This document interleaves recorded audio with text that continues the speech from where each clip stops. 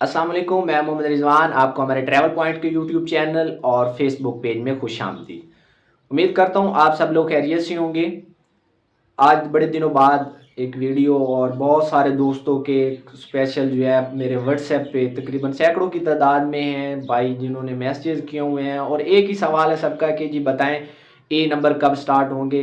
कुछ प्यार करने वाले भाइयों ने तो मुख्तलिफ चैनल्स के जो लोग हैं उनकी मुझे वीडियो शेयर की हुई हैं कि ये देखें जी, ये कह रहे हैं कि ई नंबर स्टार्ट हो गए हैं। मैं आज इस वीडियो में उन तमाम सवालात का जवाब भी दूंगा जिन लोगों ने मुझे पर्सनल व्हाट्सएप पे भी मैसेजेस किए हैं और कमेंट सेक्शन में भी पूछते रहे हैं मुख्तलिफ सवालात। ज़ाहिर सी बात है, फ़र्दन फ़र्दन हर बंदे को रिप्लाई नहीं किया जा सकता, और ट्राई मैं यही करता हूँ कि हर बंदे को जो है रिप्लाई किया जाए। तो अब जो पहली बात है वो है जी, ई नंबर स्टार्ट हुए हैं या नहीं। तो प्यारे भाई, जो दोस्त मुख्तलिफ चैनल्स के लोगों की वीडियो मुझे फॉरवर्ड कर रहे हैं, शेयर कर रहे हैं और पूछ रहे हैं कि भाई ये नंबर स्टार्ट हुए हैं या नहीं। भाई मेरी इन्फॉर्मेशन के मुताबिक जो मेरे सोर्स हैं, मुझे जहाँ तक इन्फॉर्मेशन है ई नंबर अभी साय ख़ास और आमिर मंजली के स्टार्ट नहीं हुए। जो दोस्त मुख्तलिफ चैनल्स पे बैठ के मुख्तलिफ फ़ेक किस्म की जो न्यूज़ फारवर्ड कर रहे हैं, मैं उनसे भी इल्तमास करूँगा कि ऐसी न्यूज़ ना फारवर्ड करें, ना फैलाएं, क्योंकि लोग बहुत ज़्यादा परेशान हैं इस चीज़ को लेके। तो हमें जो एक सॉलिड इंफॉर्मेशन है वो देनी चाहिए। और दूसरी बात ये है कि जी मुख्तलिफ दोस्त ये पूछ रहे हैं कि जी हमारा मेडिकल इशू भी है, और उसके बाद जो तीसरा सवाल किया जा रहा है वो ये किया जा रहा है कि हमारे जो कागजात हैं वो अबैसी में जमा हैं लेकिन हमारे वीज़े स्टम्प नहीं हो रहा है। तो इन तमाम जो है सवालात का जवाब मैं आपको इस वीडियो में दूंगा, और उन तमाम दोस्तों ने जिन्होंने मुझे सवाल किए हैं वो भी मैं आपको बताऊंगा इस वीडियो में।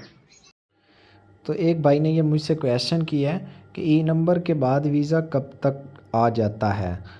इनका मकसद ये है कि जब हम वीज़ा मुकम्मल प्रोसेस करके एम्बेसी में भेजते हैं तो कितने दिन बाद स्टैंप हो जाता है। तो प्यारे भाई, ये जल्द से जल्द अगर करवाना चाहें तो 2 से 3 दिन में भी हो जाता है, और ज़्यादा से ज़्यादा टाइम लग जाए स्टैंप होने में वीज़े को तो 2 वीक लग सकते हैं अगर कोई इशू ना हो तो। ये एक भाई ने मुझसे क्वेश्चन किया है, भाई मेरा पासपोर्ट कराची एम्बेसी में जमा है, 18 दिन हो गए हैं, वीज़ा स्टैंप नहीं हो रहा।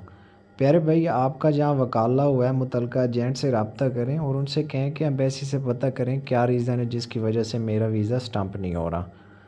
ठीक है, ज़ाहिर सी बात है कोई आपके मसला होगा आपके डॉक्यूमेंट्स में, ये रीज़न भी हो सकती है।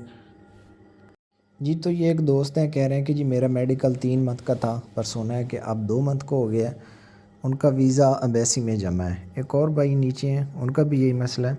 तो भाई मैं आपको बताता चलूँ, जिन दोस्त अब आपके वीज़ा जात विद मुकम्मल डॉक्यूमेंट्स एम्बेसी में जमा है, जिनका मेडिकल की डेट बढ़ी है, ज़ाहिर सी बात है उनका वीज़ा तो स्टैंप हो जाएगा। लेकिन उन दोस्तों के लिए कि जो दोस्तों के डॉक्यूमेंट्स जमा हैं और उनका जो है मेडिकल एक्सपायर हो चुका है और वीज़ा इन प्रोसेस है, अगर तो उनका मेडिकल एक्सपायर हुए 1 दिन पड़ा है या 2 दिन भी पड़े हैं या एक्सपायर हो चुका है, तो उसके 1-2 दिन बाद भी पॉसिबिलिटी है कि उनका वीज़ा स्टम्प हो जाए।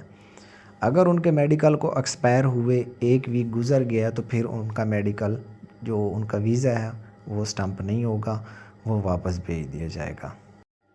ये दोस्त हैं ई नंबर को लेके बहुत ही ज़्यादा परेशान हैं। मैं इन लोगों की परेशानी समझ सकता हूँ। बहुत से और दोस्त भी हैं जो वीडियो शेयर करते हैं और पूछते हैं कि भाई ये बंदा ये कह रहा है।